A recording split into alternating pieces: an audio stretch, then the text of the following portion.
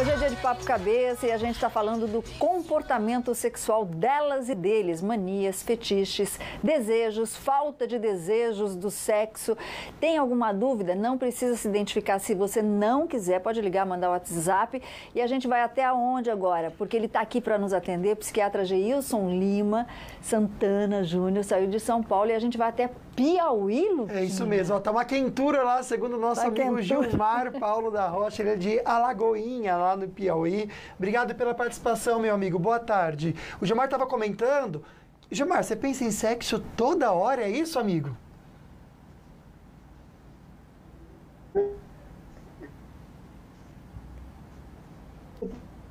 Travou? Ah, que pena. Mas ele estava comentando com a gente que ele pensa em sexo o tempo todo. E se ele pudesse, ele faria sexo em todos os momentos.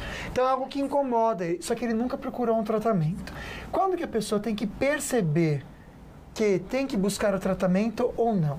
Então, um critério fundamental é a perda de controle. A pessoa tem a sensação de que perdeu o controle sobre o impulso sexual. Além disso, começa a ter prejuízos nas relações pessoais, nas relações conjugais, no trabalho, nos estudos. A pessoa acaba abrindo mão da sua vida como um todo e focada apenas no sexo. Então, esses dois aspectos, a perda de controle e os prejuízos, indicam a necessidade de procurar uma ajuda. Então, atrapalhou a rotina, tem que mudar e tem que repensar, né, Solange? Exatamente. Daqui a pouquinho a gente vai dar um site bem legal que o Dr. Geilson deu uma dica. Fica aí, anota, deixa guardadinho um papelzinho, caneta, para você anotar o endereço desse site, para você... Procura ajuda, precisa de ajuda, é um site muito legal que pode te ajudar, tá bom? Agora, chegou muita pergunta pelo WhatsApp. Vamos conferir uma delas, Luquinha? Olá, com certeza. Eu sinto vontade compulsiva de ter relação sexual. Com a minha esposa, lógico, né? Trabalho a semana toda fora, quando chega final de semana, eu fico agoniado. E o pior é que às vezes eu chego lá, ela tá naqueles dias. Aí você tem que voltar pra trás, com a mesma vontade. Tem hora que, se Deus não tiver misericórdia, nós faz uma bagaceira terrível. Cansa as garotas de programas, fica em beira de estrada. A maioria não é nem garota de programa, a maioria é homossexual, né? Travesti, gay.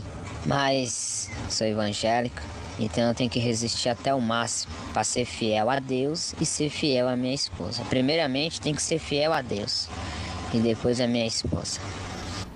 Mas esse querido que mandou a pergunta está lutando contra ele mesmo. Isso é um transtorno sexual? Sem dúvida, porque o grande critério, ele tem prejuízos na relação com a esposa. Primeiramente, né, o que foi que ele colocou? Que eles entram em conflito, eles discutem, ela se sente pressionada. E isso é um dos critérios que a gente leva em consideração para fazer o diagnóstico. Além disso, a questão que ele coloca da religiosidade. Existe um choque também moral dos valores que ele cultiva para si mesmo. Então, eu acho que o amigo deveria procurar uma ajuda, sim. Porque quando a pessoa tem essas vontades, ela acha que é normal? Para ela, o referencial é normal ou não? No primeiro momento, só é muito comum a pessoa achar que simplesmente está vivenciando a sua sexualidade. Mas depois de um tempo, fica cada vez mais clara a ideia de que se está perdendo o controle. Então, a pessoa faz coisas que depois se arrepende, coloca-se em situações de risco e depois se sente culpada. E isso, em geral, é crescente. Cada vez vai se tomando uma dimensão maior, até que chega um momento que a pessoa sente que a vida dela está toda centrada no sexo. E aí ela se dá conta de que precisa de ajuda, né? Que precisa de ajuda. E a gente está aqui para orientar e aprender, né, Luquinha? Com certeza, não é para julgar, mas é para ajudar você, de repente, enxergar isso na sua vida, né? E tem outra pergunta do WhatsApp, vamos ouvir. Olá, eu não queria me identificar, mas eu fiquei 22 anos casada com meu marido. A nossa vida sexual era muito boa, muito pura. Porém, depois desses 22 anos, nós nos separamos. E eu conheci outras pessoas. E no meio dessas, eu vi que eu me realizava mais com outra pessoa do que com meu próprio marido. E assim, eu não sinto vontade nenhuma. Eu tenho 49 anos, já estou na menopausa. Eu não sei se isso tem alguma coisa a ver com a menopausa. E também não sei se é por causa da maneira dele me tratar, que assim, ele me trata bem, mas não me trata com muito carinho, do jeito que uma mulher precisa. E eu queria saber se isso influencia a maneira do marido tratar a gente no dia a dia, não só na cama, mas sim no dia a dia. Obrigada. Ela sente uma carência, né? Ela se sente menos e isso pode interferir no sexo? Com certeza. Uma das causas principais de dificuldades na relação sexual é justamente conflito de relacionamento. Então, pelo que ela coloca, existe uma questão muito grave que tem acontecido na dinâmica do casal, que a fez procurar relações sexuais fora e, surpreendentemente, ela se sentiu até mais satisfeita. Então, ela fala da questão da menopausa. Eu não imagino que o problema seja a menopausa especificamente, porque fora do casamento ela conseguiu ter uma vivência sexual mais satisfatória. Muito provavelmente é a maneira como o marido trata. Muitas vezes, mas isso não é culpa também das mulheres, ou quando é o contrário, dos homens, da comunicação, do falar o que gosta, de orientar sobre aquilo que gosta? Sim. Ainda é um tabu muito grande falar sobre a sexualidade, mesmo dentro de um casal. Então, muitas vezes, as mulheres não comunicam, não verbalizam aquilo que sentem prazer, aquilo que desejam. Muitas vezes se submetem até a situações que constrangem, que elas não se sentem confortáveis.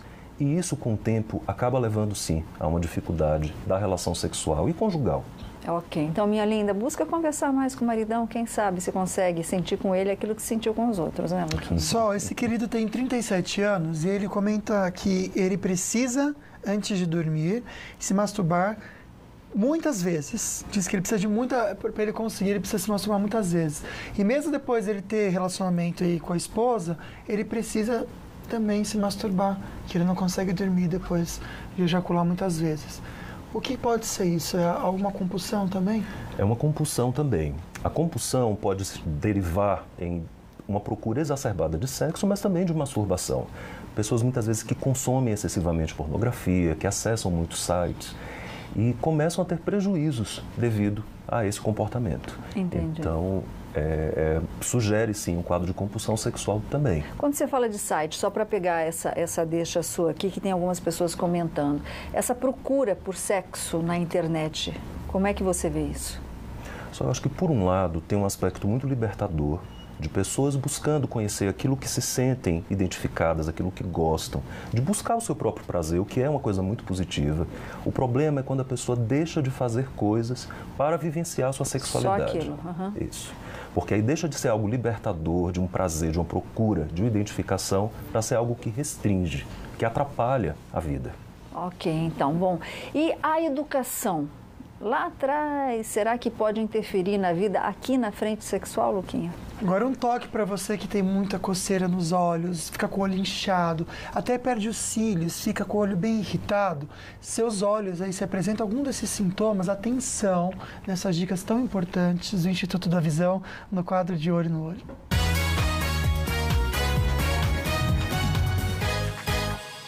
Olá, eu sou a doutora Camila, do Instituto da Visão, e hoje, no quadro de Olho no Olho, vamos falar sobre blefarite. A blefarite é uma doença crônica das pálpebras, geralmente relacionada à inflamação, infecção bacteriana e oleosidade das pálpebras. Devido à relação íntima das pálpebras com a superfície do olho, geralmente o quadro também afeta as córneas e a conjuntiva. Os sintomas são bastante desconfortáveis, mas nem sempre eles guardam uma relação direta com a magnitude do quadro. Então, blefarites leves podem causar um desconforto muito grande e blefarites médias ou muito moderadas, avançadas, podem causar um desconforto muito discreto para o paciente. As queixas principais são olho vermelho, sensação de areia, de corpo estranho, queimação e fotofobia. O quadro é crônico, não existe uma cura. Ele pode ser cíclico, épocas melhores e épocas piores. Mas o paciente pode ter um ótimo controle dos sintomas com o tratamento. Basicamente, o tratamento consiste em controle da oleosidade, higiene das pálpebras com shampoos neutros ou produtos oftalmológicos específicos e, eventualmente, o médico pode prescrever antibióticos e anti-inflamatórios tópicos para alívio dos sintomas. Essa foi a dica de hoje. Até a próxima!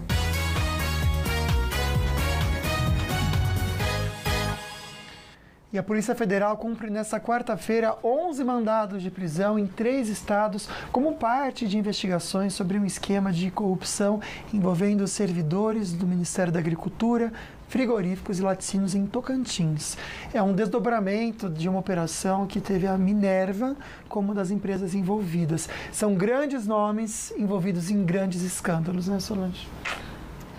Ai, cada vez eu falo assim, ó Jesus, ó Jesus. Não tem o que comentar, né, Luquinha? Mas nem o sabãozinho vai sair limpo dessa, gente? Quem? Nem o sabão, filho. Nem o sabãozinho? Até a bolinha de sabão tá com sujeirinha. Tá sujeirinha, né, Solange? Bom, como a gente tá falando de sexo, a gente vai falar sobre um clima que pintou entre chimpanzés. Eu já explico pra vocês, mas bora receber carinho e beijo. Boa tarde, gente linda. Um abraço pra vocês. Eu amo o programa de vocês. Beijo.